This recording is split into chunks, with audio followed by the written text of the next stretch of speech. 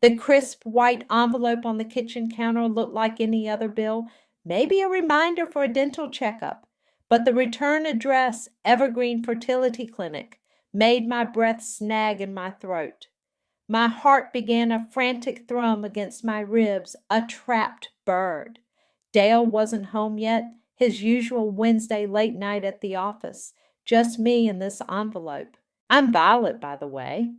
32 years old, married for 5, and for the last 3 of those years, my life had revolved around one singular, all-consuming goal: having a baby. This clinic, these people, they held our future in their sterile, gloved hands. My fingers, suddenly clumsy, fumbled with the flap. The paper inside was thick, expensive feeling, which somehow made it worse. Dear patient, it began, impersonal and cold. This letter is to inform you of a change to your scheduled treatment plan. Due to non-payment of the outstanding balance for Cycle 3 IVF services, we regret to inform you that your treatment has been discontinued, effective immediately. To discuss potential reinstatement, please contact our billing department at your earliest convenience. Discontinued, non-payment. The words swam. I read them again, then a third time. A buzzing started in my ears, loud and insistent like a trapped wasp. This had to be a mistake, a colossal, idiotic admin error. We'd paid. Of course, we'd paid. This cycle, our third and financially our very last shot, was everything. I'd transferred my half of the funds only last Tuesday. My entire savings, a small inheritance from my grandmother, every penny I'd squirreled away from my freelance graphic design work. I'd watched the balance leave my account, a nerve-wracking click of a button that represented so much hope. Dale was supposed to have transferred his share, the larger portion from our joint savings, weeks ago. He'd even shown me the confirmation on his banking app, a quick flash of the screen before he tucked his phone away. All sorted, Vi, he'd said, kissing my forehead. Baby Bryant, here we come. 3 years. 3 years of hormone injections that left me bloated and bruised, my stomach a patchwork of tiny purple marks.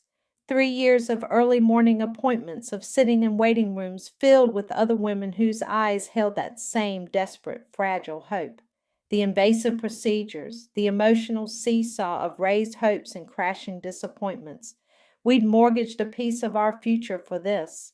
We'd put holidays on hold, dinners out became a rarity, new clothes and extravagance we couldn't justify.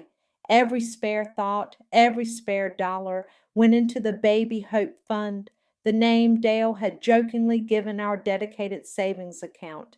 No, I whispered. The sound swallowed by the sudden crushing silence of the kitchen. No, this isn't right. My hand automatically went to my phone, my thumb hovering over the clinic's number. But what would they say? Sorry, Miss Violet, the money isn't here. The letter was unequivocal. Non-payment. A different kind of cold began to creep through me, starting in my fingertips and spreading inwards, far more chilling than the autumn air drifting through the slightly open window. If my money was there and the clinic said the full amount wasn't. My laptop was on the dining table. I walked towards it, each step feeling heavy, like I was wading through water. The buzzing in my ears intensified. The joint savings account, the Baby Hope Fund. It was earmarked, sacrosanct. We'd agreed. Dale knew. He knew what this meant. I pulled up the banking website, my hands shaking so badly I mistyped the password twice. The cursor blinked impatiently. On the third try, the familiar dashboard loaded. Our names were at the top, Violet and Dale. Checking regular savings, and there it was, Baby Hope Fund. My eyes scanned across to the balance column. For a split second, my brain refused to process the number. It was too small. It was impossible. I blinked, leaned closer to the screen, as if proximity would magically alter the digits. The balance, which should have been well over $50,000 after Dale's supposed transfer, after my recent deposit, read 4732, $47.32. The room tilted, not in a dizzy spell kind of way, but as if the entire foundation of my world, everything I believed to be solid and true, had just crumbled beneath my feet. The air punched out of my lungs. The letter slipped from my numb fingers and fluttered to the floor, landing face up, its polite, damning words staring back at me. Where was our money? Where was our future? The sound of Dale's key in the front door lock was like a gunshot in the suffocating silence. I didn't move from the dining table, the laptop screen still glowing with the damning numbers. The clinic letter lay where it had fallen. My hands were clasped so tightly in my lap, my knuckles were white. Vi, you home?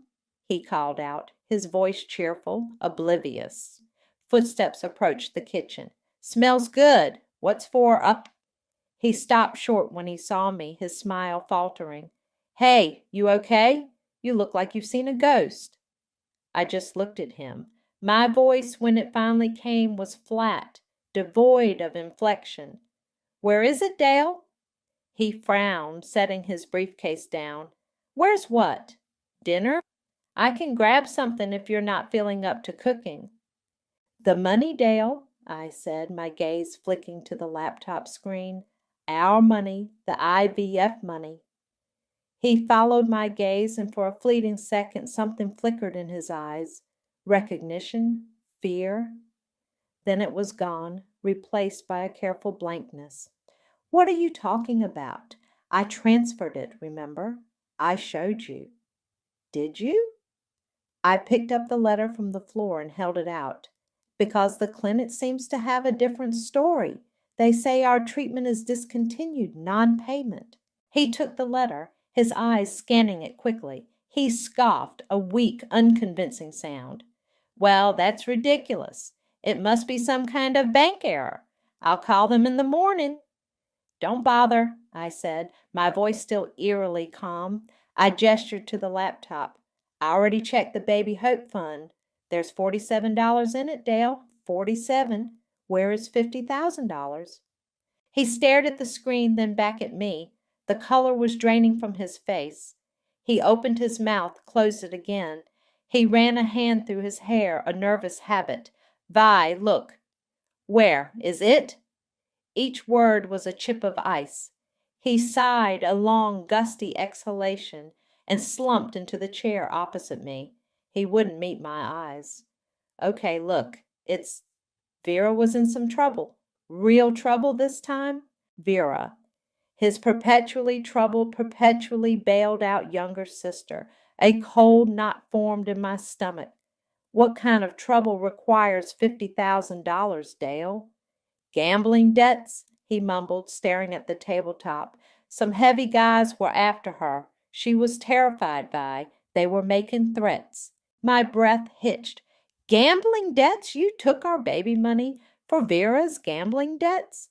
The words felt like shards of glass in my mouth. All those injections, all those hopes, all those sacrifices for Vera to throw away at a casino? She's family, he said, his voice rising, a defensive edge creeping in. She was desperate. What was I supposed to do, let them break her legs? What about us? I cried, the calm finally shattering. What about our family? The family we've been trying to build for 3 years? That money was our last chance, Dale. You know that. We can save up again, he said, waving a dismissive hand. It's just money, Vi. Family is more important. Just money? I was on my feet now, trembling. It wasn't just money to me. It was my grandmother's legacy. It was my body pumped full of hormones. It was every single hope I had pinned on this. Just then, as if summoned by the rising tide of drama, the back door opened and Angelina, Dale's mother, swept in. She always used the back door like she owned the place. Her eyes, sharp and critical, took in the scene, my tear-streaked face, Dale's defensive posture. What's all this shouting? She demanded, her gaze settling on me. Dale called, said you were hysterical. He stole our IVF money, Angelina, I choked out. He gave it to Vera to pay off gambling debts. Angelina sniffed, her expression unchanging. Well, Vera is his sister. Family helps family. I don't see what the problem is. You're young. You can try again. Vera was in genuine distress.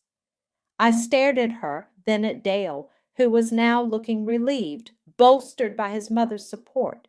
Their united front, their utter dismissal of my pain, of our shared dream, it was like a physical blow. You don't see the problem? I whispered, my voice hoarse. He stole our future. Oh, don't be so dramatic, Violet, Angelina said, patting Dale's shoulder. It's just a setback. Dale did the right thing by his sister. You should be more understanding, more supportive. Selfishness doesn't suit you. Selfishness! The word echoed in the sudden ringing silence. They stood there, mother and son, looking at me as if I were the one who had committed some terrible transgression. Something inside me, something that had been stretched taut for years, didn't just break, it snapped clean and cold. The tears stopped, the trembling ceased. A strange, icy calm descended. Dale, mistaking my silence for acquiescence, even managed a small, smug smile. You'll forgive me, Vi? He said, his tone confident, almost condescending. You always do. I said nothing. I just looked at him, at both of them. Forgiveness? Oh, he had no idea. He had absolutely no idea what he just unleashed. My mind, suddenly sharp and clear, was already racing, pathways forming, a plan beginning to coalesce in the ruins of my shattered heart. The next morning, Dale acted as if a minor household squabble had been resolved. He whistled while making coffee, chattering about a new project at work. He even tried to kiss me as he left, a light peck on the cheek. I didn't pull away. I let him. Let him think his casual dismissal of our entire future was something I'd just absorbed, like always. Let him believe his mother's pronouncements had pacified me. Have a good day, Vi, he said, grabbing his briefcase. We'll talk more tonight, figure out a new plan for, things. You too, Dale, I replied, my voice even, almost pleasant. The moment the front door clicked shut, I was moving. He thought I was at home licking my wounds, probably crying into a pillow. He couldn't have been more wrong. My first call was to Samara, my best friend since college, the one person who knew the unvarnished truth of my marriage and my IVF journey. He did what? Samara's voice crackled with indignation through the phone. Violet, that's grand larceny of the heart and the bank account. I know, I said, pacing my small home office, but the way he and Angelina just dismissed it, like I was the one being unreasonable. Samara, something in me just hardened. Good, she said firmly, because understanding Violet needs to take a long vacation. You need a shark, Vi, a legal shark. She paused. I know someone. Claire. She handled my cousin's nightmare divorce. Expensive, but worth every penny. Sharp as a tack and takes no prisoners. An hour later, I was sitting in a sleek minimalist office downtown, across a polished mahogany desk from Claire. She was in her 40s, impeccably dressed, with intelligent eyes that missed nothing. I laid it all out, the years of saving, the emotional toll of the IVF, the clinic letter, the empty bank account, Dale's confession, Angelina's galling interference. I brought printouts of the joint account statements showing my large deposit and then the subsequent massive withdrawal. I showed her the clinic letter. Claire listened intently, occasionally making a note on a legal pad. She didn't interrupt, her expression neutral but focused. When I finally finished, the silence in the room felt heavy. $50,000 specifically earmarked for IVF from a joint account used by your husband without your consent to pay his sister's gambling debts, Claire summarized, her voice crisp, and his mother supports this. That's the gist of it, I said. feeling a small measure of relief just saying it all to someone who wasn't immediately telling me to be understanding. Okay, Claire said, leaning back in her chair. First, we need to protect what's left, if anything. Do you have any other joint assets, property, investments? Our house, I said. We own it jointly in a small joint investment portfolio, though I suspect that might have been plundered too if he was desperate. We'll initiate proceedings to freeze those assets immediately, Claire stated. It'll prevent him from draining anything further. Then we file for divorce on grounds of financial malfeasance and misappropriation of marital assets. We will sue for the return of your half of the IVF funds and potentially more depending on what else we uncover. Uncover? Claire gave a small knowing smile. People who do this once, Miss Violet, rarely do it only once. We'll do a thorough financial discovery. In the meantime, document everything. Every conversation, every past instance where Vera needed bailing out, every dismissive comment from Dale or his mother, dates, times, specifics, create a timeline. It all builds a pattern of behavior. I nodded, a grim sense of purpose solidifying within me. This wasn't just about the money anymore. It was about the profound disrespect, the utter betrayal. For the next week, I became a meticulous archivist of my own misery. I combed through old emails, text messages, even my own journals. The number of times Vera had faced a financial crisis that Dale had helped with was staggering. Each time I'd voiced concern, and each time I'd been placated or dismissed. The pattern was undeniable. Dale, meanwhile, was oblivious. He'd occasionally bring up the IVF, saying things like, "We'll get back on track, Vi. I'll start putting extra aside." He seemed to genuinely believe that the $50,000 was just a temporary blip, a problem solved by his magnanimous if misguided gesture to Vera. Then one evening he came home beaming. "Guess what?" he announced, pulling me into a hug. "Vera's engaged. Some guy named Jarvis. Apparently he's loaded. They're planning a big engagement party in a few weeks." He squeezed me. "See? Things are looking up. It'll be good for us to celebrate something positive, get our minds off, well, you know." I pulled back, forcing a smile. It felt thin, brittle, like a shard of glass. "Engaged? That's fast." "Yeah, well, when you know, right?" he said, grinning. "It'll be a great party. You'll come, of course." My smile widened just a fraction. "Of course, Dale. Positive for whom, though? That's the question." He chuckled, missing the edge in my voice entirely. "For everyone, Vi. For everyone." Little did he know the only positive outcome I was interested in was the one meticulously taking shape in Claire's office and in the cold, resolute corners of my own mind. The next meeting with Claire was a bombshell. She'd been busy. Her team had started the financial discovery process, and what they'd unearthed made the IVF money theft look like petty cash. "Mr. Dale didn't just drain your IVF fund, Violet," Claire said, her expression serious as she slid a document across the desk.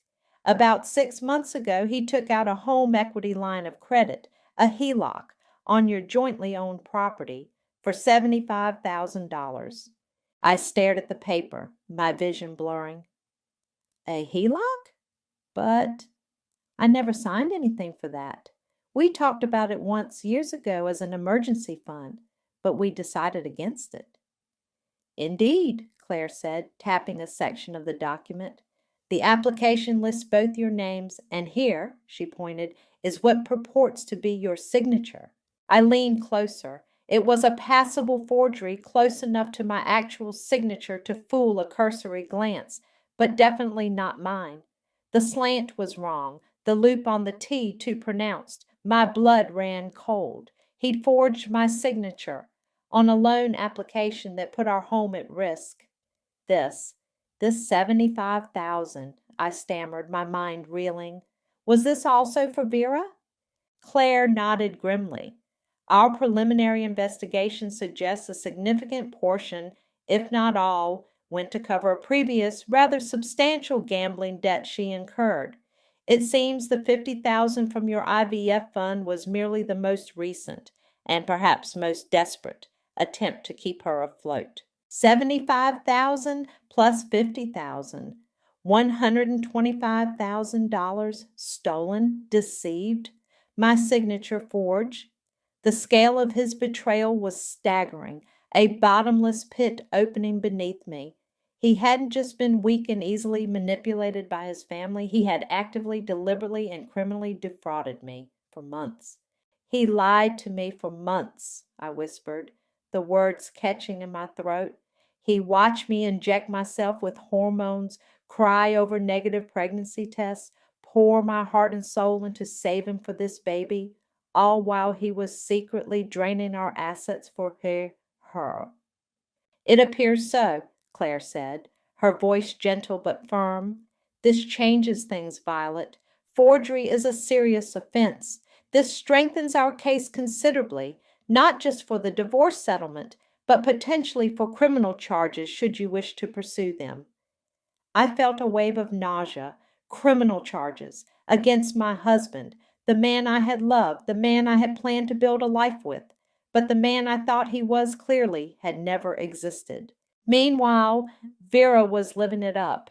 Her social media was a nauseating parade of pre-engagement bliss. Photos of a ridiculously large diamond ring. He went to Jared, she gushed in a caption, as if that were a mark of discernment.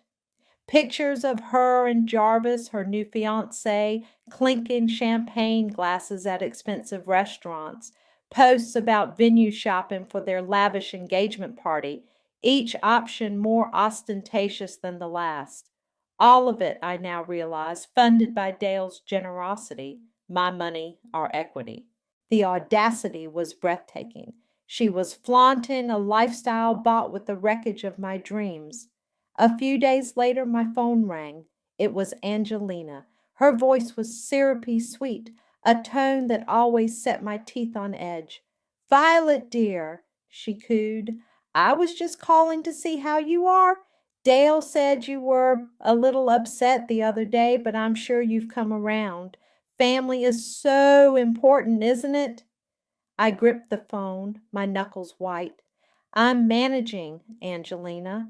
"Good, good, because Vera's just over the moon. This Jarvis, he's such a wonderful young man, from a very good family, you know. She's so lucky to have found him." A pointed pause. "We were all thinking of chipping in for a lovely engagement gift, something really special. Dale mentioned he'd handle his part. What were you thinking of contributing, dear?" My mind flashed to the forged signature, the empty IVF account, the mountain of debt Dale had accrued in Vera's name, all while I was planning for a child. A cold, hard fury settled in my chest, eclipsing the nausea. I took a slow, deliberate breath. "Actually, Angelina," I said, my voice surprisingly steady, even a little bright, "I have something very special planned for Vera's engagement, something she'll never forget." "Oh, how lovely," Angelina chirped, completely oblivious to the Arctic chill beneath my words. "I knew you'd come through. Dale will be so pleased you're finally being supportive." Supportive. I almost laughed.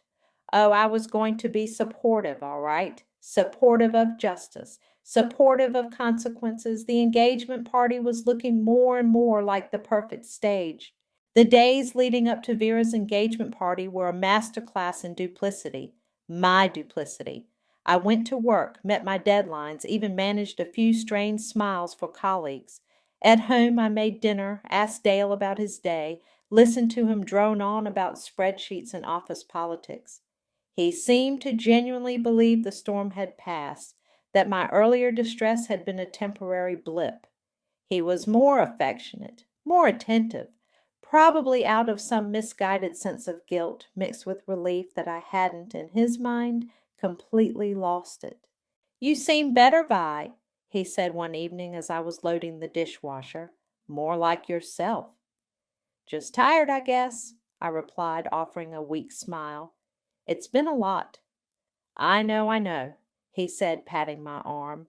But this party will be good. A fresh start for Vera, and maybe for us too, eh?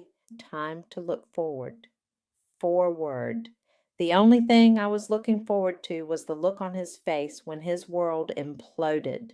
Claire and I were in constant clandestine communication. She confirmed the asset freeze was primed, ready to be triggered with a single phone call from me. The legal documents, divorce papers, the lawsuit detailing the HELOC fraud and demanding full restitution, the naming of Vera in a civil conspiracy charge, were drawn up, notarized, and waiting. We had copies of the forged HELOC application, bank statements tracing the flow of money, everything meticulously organized. There were a few close calls that made my heart hammer against my ribs. One afternoon, Dale came home unexpectedly early while I was on a video call with Claire. I slammed my laptop shut just as he walked into the home office, my face flushed. Everything all right? He asked, eyeing the closed laptop. You look flustered. Oh, just a difficult client, I improvised, my mind racing. You know how it is. Surprise deadlines. He seemed to accept it, but his gaze lingered on the laptop for a moment too long. Another time, he almost saw an email notification from Claire pop up on my phone screen.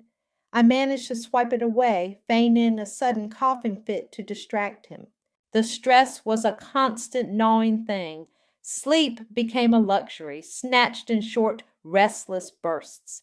My appetite vanished, but every time I felt my resolve waver, every time a pang of what-if doubt surfaced, I'd picture Vera's smug, gloating face, her hand artfully draped to show off that blood diamond of a ring. I'd remember Angelina's dismissive tone, calling me selfish, and most vividly I'd see Dale's bland assumption that I would just forgive, that I would absorb this monumental betrayal and carry on. That image more than anything fueled the icy fire in my veins. Samara was my lifeline. We met for coffee in discreet cafes far from my neighborhood, or talked in hushed tones on the phone when I was sure Dale was out of earshot. Are you sure you can go through with this, Vi? She asked one afternoon, her brow furrowed with concern. At the party? It's going to be explosive. That's the point, Samara, I said, stirring my latte with a steady hand. They wanted a celebration. I'll give them one they'll talk about for years. They built their happiness on my misery, on stolen dreams. It's time for a public accounting. Just be careful, she urged. People like that, when cornered, they can get nasty. I'm counting on it, I said, a grim little smile playing on my lips. Claire has prepared me for every eventuality. The week dragged on. Dell was increasingly excited about the party, talking about his suit, about the speech he was apparently planning to give. He was proud, genuinely proud, of saving Vera and facilitating her grand engagement. He seemed to see himself as the benevolent family patriarch, solving problems, making everyone happy. The delusion was almost pitiable if it hadn't been so deeply offensive. Then, 2 days before the party, my phone buzzed with a text message. It was Vera. Attached was a photo of the ridiculously opulent ballroom they'd booked for the engagement party. Crystal chandeliers, velvet drapes, a dance floor big enough for 100 people. The accompanying text read, Can't wait to celebrate with family. Hope you're not still being difficult, Violet. Dale says you've calmed down. See you Saturday. XOXO, Vera. Difficult, calmed down. The sheer unadulterated audacity of it. I stared at the photo, at her breezy entitled message. My fingers tightened around the phone. Oh, she would see me Saturday, and she would learn in no uncertain terms just how calmed down I truly was. The stage was almost set. Friday, the eve of justice. The air in our house felt thick with an unspoken tension, though only I seemed to be aware of its source. Dale was practically bouncing off the walls, a caricature of festive cheer. He'd picked up his suit from the dry cleaner, a sleek charcoal gray number that he paraded in front of the bedroom mirror. "What do you think, Vi?" he asked, striking a pose. "Sharp, right?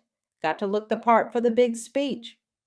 "Very sharp, Dale," I said, my voice a carefully constructed monotone. I was sitting on the edge of the bed, ostensibly reading a book, but the words on the page were just a blur. My mind was a whirlwind of checklists and contingency plans. "This party is going to be amazing," he continued, adjusting his tie, though he wasn't wearing a shirt. "Vera deserves this, you know, after everything she's been through, and Jarvis seems like a decent guy, solid. This is a real turning point for her." He paused, then looked at me, his expression softening into something almost earnest. "And for us too, maybe. Once all this celebration stuff is over, we can refocus. Start saving again for, our family." I looked up from my book, meeting his gaze. The casual way he spoke of saving again, as if the $50,000 he'd pilfered, not to mention the $75,000 from the HELOC, would just magically reappear, was astounding. As if the deep gaping wound he'd carved into our life, into my life, could be patched over with a few platitudes and a new savings plan. A chilling calm had settled over me. It was different from the icy rage of the initial discovery. This was a focused, almost serene state of readiness. Every document was triple-checked and securely stored with Claire. The process server was confirmed, briefed on exactly when and how to make his entrance. Claire had walked me through the likely reactions, the potential fallout, the immediate next steps. I knew my lines, my role. The mask of the supportive, if slightly subdued, wife was firmly in place. "Maybe," I said, offering a small, non-committal smile. He beamed, taking my response as agreement. "That's the spirit. It's all going to work out, Vi. You'll see." Later that evening, I went through the motions of picking out an outfit for the party. Dale watched me, offering unsolicited advice. "That blue dress is nice, shows off your eyes." Or, "Maybe something a bit more festive? It's a party after all." I settled on a simple, elegant black sheath dress, understated but powerful, like a judge's robe, I thought. With a flicker of dark humor, I laid it out on the bed, along with a pair of classic black heels and a discreet clutch, just large enough for my phone and a few essentials, but not so large as to look out of place. Samara called, her voice a nervous whisper. "You okay? D-Day -1. "I'm good, Sam," I said, surprised by how steady my own voice sounded. Strangely calm, actually. It's like all the anger has burned away and what's left is just purpose. "You're my hero, you know that?" she said. "Seriously, most people would just crumble, or scream and shout and then eventually give in." "I think I did crumble for a bit," I admitted. "But then I looked at what was left and I decided to rebuild, on my own terms, with a wrecking ball for a foundation if necessary." We talked for a few more minutes, her words a comforting balm of support. After we hung up, I stood in the quiet of the bedroom, the black dress a stark silhouette against the pale comforter. Tomorrow.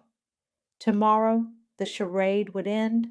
Tomorrow the carefully constructed world of Dale, Vera, and Angelina would come crashing down. As we got ready for bed, Dale was still humming, full of nervous excitement for the next day. He wrapped his arms around me from behind, nuzzling my neck. "This is going to be great, Vi," he murmured against my skin. "A real fresh start for everyone." I leaned back against him, my body stiff, unresponsive. He didn't seem to notice, or if he did, he attributed it to my usual reserve. He kissed me good night, a light, confident brush of his lips against mine. "Tomorrow will be great, Vi. You'll see." I turned to face him in the dim light, forcing a small smile. I'm sure it will be unforgettable, Dale. He chuckled, pulling the covers up. That's the plan. He had no idea at all how true those words were. Unforgettable. Yes, that was precisely what it was going to be. The ballroom was even more ostentatious in person than Vera's filtered photos had suggested. Crystal chandeliers dripped from the ceiling like frozen waterfalls, casting a glittering, slightly harsh light over the assembled guests.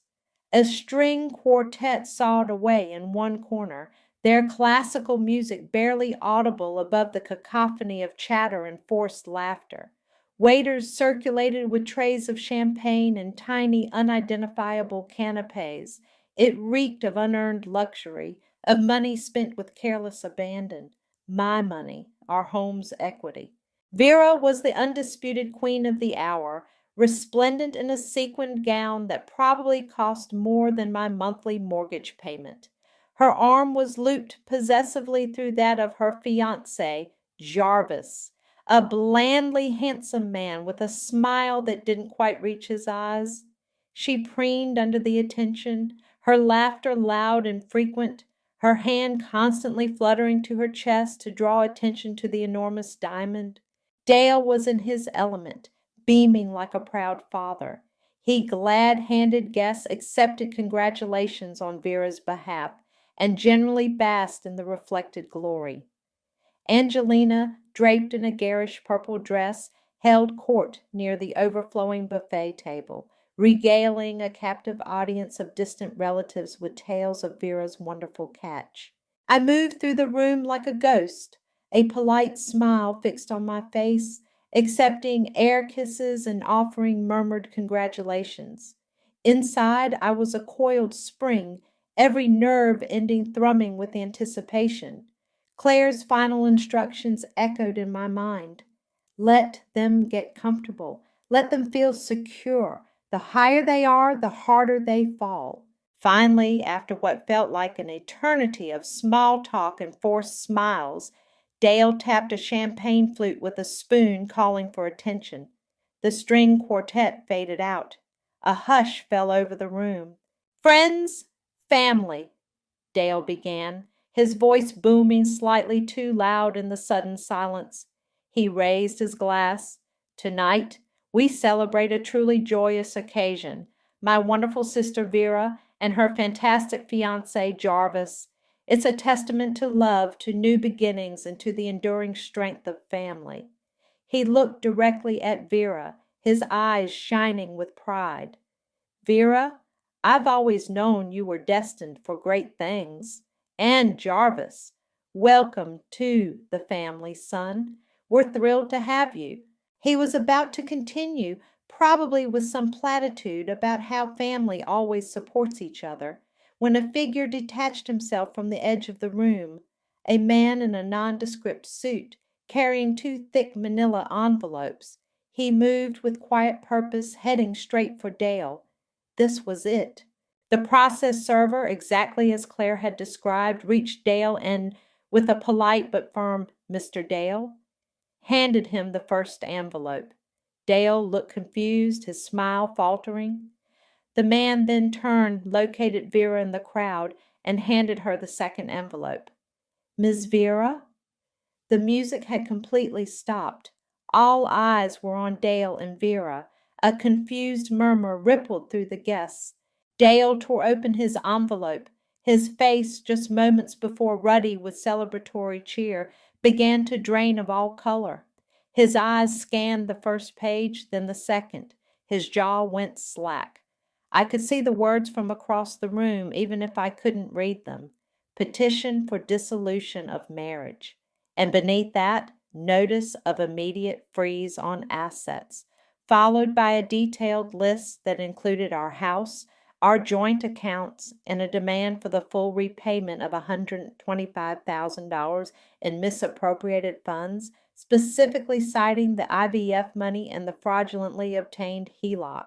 Vera, looking bewildered, opened hers. Her eyes widened in disbelief, then horror. She was named as a co-defendant in the civil suit for conspiracy to defraud. Angelina, sensing disaster, started to push her way through the crowd. "What is this? What's going on?" she demanded, her voice shrill. Then Jarvis, Vera's wonderful fiancé, stepped forward, his bland smile replaced by an expression of outrage. He snatched the papers from Vera's trembling hand. "This is ridiculous!" he shouted, his voice ringing through the stunned silence. "Vera told me you agreed to help her, Dale. She said Violet was fine with it. We were counting on that money for our future, too, for the down payment on our house." A collective gasp went through the room. His parents, a well-dressed older couple standing near the gift table, looked utterly horrified. Jarvis's admission, his open confession that he knew the money was, at best, dubiously obtained and that he was banking on it, hung in the air like a toxic cloud. So much for the good family. He was just another grifter, hitching his wagon to Vera's star, or rather to Dale's willingness to steal for her. Amidst the growing chaos, Vera finally found her voice. It was a shriek, high-pitched and furious, directed entirely at Dale. "You promised," she screamed, her face contorted with rage. "You promised this wouldn't happen. You promised she'd just roll over and accept it. You said she always does." Dale didn't respond. He couldn't. He was staring at me, his face a mask of dawning comprehension. For the first time, he wasn't seeing the quiet, accommodating Violet he'd taken for granted for so long. He was seeing the woman he had catastrophically underestimated. I met his gaze, my own cold and unwavering. The polite smile was gone, replaced by a steely resolve. "You chose your family, Dale," I said, my voice clear and carrying easily in the sudden shocked silence. "Now I'm choosing my future." The fallout from Vera's unforgettable celebration was swift and brutal. The engagement party ended not with a champagne toast, but with Angelina's hysterics, Vera's sobbing accusations, and Jarvis's parents practically dragging him out of the ballroom by his ear, their faces masks of fury and embarrassment. The other guests melted away, whispering amongst themselves, eager to dissect the drama from a safe distance. Claire, true to her word, had insulated me from the immediate mess. The asset freeze held firm. The locks on the house were changed the very next day. Dale, with nowhere else to go and no access to funds, was forced to move into Angelina's spare room. A fittingly ironic twist. I could only imagine the atmosphere in that house. Vera's engagement to Jarvis imploded spectacularly. His "we were counting on that money" outburst had been witnessed by too many people. His family, keen to distance themselves from the Bryant brand of financial ethics, issued a terse statement severing all ties. Vera was left with a canceled wedding, a mountain of fresh debt from the party itself, and the looming legal repercussions of the civil suit. Her gambling debts, once Dale's problem, were now solely hers. The legal battle was, as Claire had predicted, contentious, but ultimately one-sided. The evidence of the forged HELOC was irrefutable. Dale's attempts to paint himself as a victim of Vera's manipulation fell flat against the cold, hard proof of his deliberate actions. Angelina tried to intervene, calling Claire's office repeatedly with threats and pleas, but Claire handled her with icy professionalism. In the end, the settlement was significantly in my favor. I recovered the entirety of the IVF funds and a substantial portion of the equity Dale had siphoned off through the HELOC. The house, tainted by too many bad memories, was sold as part of the divorce agreement. The proceeds, after settling the remaining mortgage and legal fees, left me with a comfortable nest egg, financial security. It was a strange feeling after years of scrimping and saving for a dream that had turned into a nightmare. The dream of a child with Dale was dead, of course. That was the hardest part.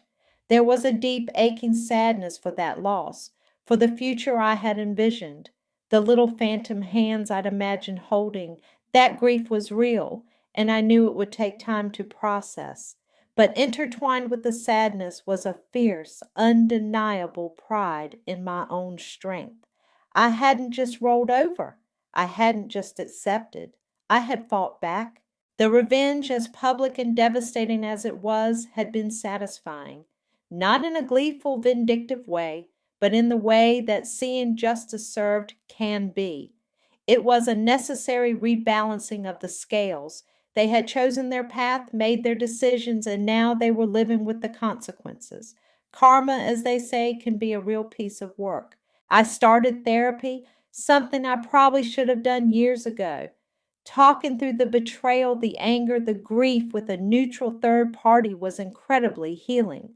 Samara remained my rock, always ready with a sympathetic ear or a much needed dose of outrage on my behalf. So, what now? She asked me one afternoon as we sat in my new, much smaller but entirely mine apartment, surrounded by unpacked boxes.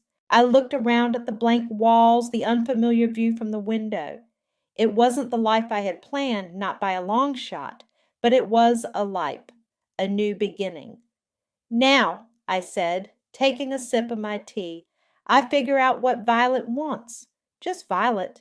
The thought of dating again felt miles away, but the idea of family in some form still flickered. Maybe fostering someday, maybe adoption as a single parent, or maybe just finding peace and purpose in my own independence, in my work, in my friendships. The options felt open, less defined by someone else's desires and deceptions. I didn't hear much directly from Dale or his family after the divorce was finalized. Snippets would filter through mutual acquaintances. Dale struggling to find a new job with a financial fraud judgment hanging over him. Vera working a string of low-paying retail gigs, her former lavish lifestyle a distant memory. Angelina, bitter and isolated, her social circle having shrunk considerably after the public humiliation. Their lives, once propped up by deceit and entitlement, had unraveled. That was their karma. My revenge hadn't brought back the stolen years or the lost dream of a baby with the man I thought I knew, but it had brought closure. It had brought justice. And most importantly, it had brought me freedom. Freedom to heal, freedom to rebuild, freedom to define my own future on my own terms. The price of their dreams had been my devastation.